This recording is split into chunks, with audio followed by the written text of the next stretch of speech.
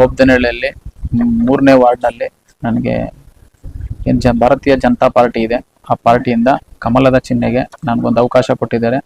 ಆ ward number 3ಅಲ್ಲಿ 2ನೇ ಗುರುತು ವೇಣುಗೋಪಾಲ್ ಆದ ನನಗೆ ಕಮಲ ಮತದ ಚಿಹ್ನೆಯನ್ನು ಕೊಟ್ಟಿದ್ದಾರೆ. ಮತ್ತು ನಮ್ಮೂರಿನ ಹಿರಿಯರು ಮುನಿಯಪ್ಪಣ್ಣವರಾಗಿರ್ಬೋದು, ರಾಮಜನಣ್ಣ ಆಗಿರ್ಬೋದು, ಮುನ್ರಾಜಣ್ಣ ಆಗಿರ್ಬೋದು, ಮತ್ತೆ ನಮ್ಮ ಏನು ಯುವಕರಿದ್ದಾರೆ ಯುವಕರಾಗಿರ್ಬೋದು, ಮತ್ತು ಸಾಕಷ್ಟು ಜನ ನಮ್ಮ ಅಕ್ಕ ತಂಗಿದಿರ್ಬೋದು, ಅಣ್ಣ ತಮ್ಮಂದಿರು ಎಲ್ಲರೂ ಸೇರಿ ನನಗೆ ಒಂದು ಆಶೀರ್ವಾದ ಮಾಡಿ ಈ ಒಂದು ಅವಕಾಶನ ನಾನು ಕೊಟ್ಟಿದ್ದಾರೆ. ನನ್ನ ವಯಸ್ಸು ಬಂದು 31 ವರ್ಷ.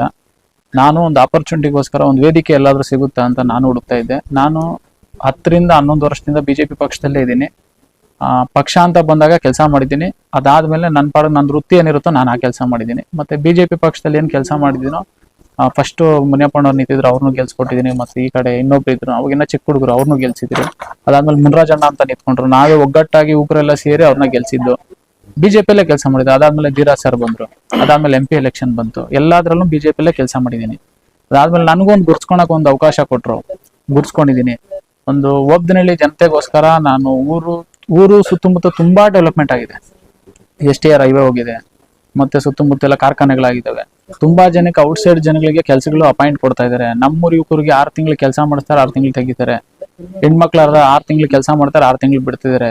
ಮತ್ತೆ ತುಂಬಾ ಜನ ಹಳ್ಳಿ ಒಳಗಡೆ ಬೇರೆ ಬೇರೆ ಚಟುವಟಿಕೆಗಳಿಗೆ ಅಭ್ಯಾಸ ಆಗ್ಬಿಟ್ಟಿದ್ರು ಹುಡುಗರು. ಆ ಹುಡುಗರಿಗೋಸ್ಕರ ಮತ್ತೆ ಊರಿಗೋಸ್ಕರ ಏನಾದ್ರು ಮಾಡ್ಬೇಕು ಅಂತ ನಾನು ಈ ಅವಕಾಶ ತಗೊಂಡಿದ್ದೀನಿ. ಮತ್ತೆ ಮೊದ್ಲೆಲ್ಲ ಇವಾಗ ಮುನಿಯಪ್ಪನವ್ರು ಹೇಳ್ದಂಗೆ ಹಾಲ್ಗೆ ಬೇರೆ ಊರಿಗೆ ಹೋಗ್ಬೇಕಿತ್ತು, ಮತ್ತೆ ಸ್ಕೂಲ್ ಮಕ್ಳೆಲ್ಲ ಬೇರೆ ಕಡೆ ಹೋಗ್ಬೇಕಿತ್ತು. ರೇಷನ್ ಇವತ್ತಿಗೂ ಬೇರೆ ಕಡೆಯಿಂದಾನೆ ತರ್ತಾರೆ. ನಾವ್ ಇವಾಗ ಸುಮ್ನೆ ಕ್ಯಾನ್ವಾಸ್ ಮಾಡೋದಕ್ಕೆ ಸುಮ್ನೆ ಓಟ್ ಕೇಳೋಣ ಅಂತ ಹೋದ್ರೇನೆ ಜನ ಪಾಪ ಅವ್ರದ್ದು ಅಭಿಪ್ರಾಯಗಳು, ಅವ್ರ ಕಷ್ಟಗಳು ಖಾತೆ ಆಗಿಲ್ಲ, ಈ ತರವೆಲ್ಲ ಹೇಳ್ತಾರೆ.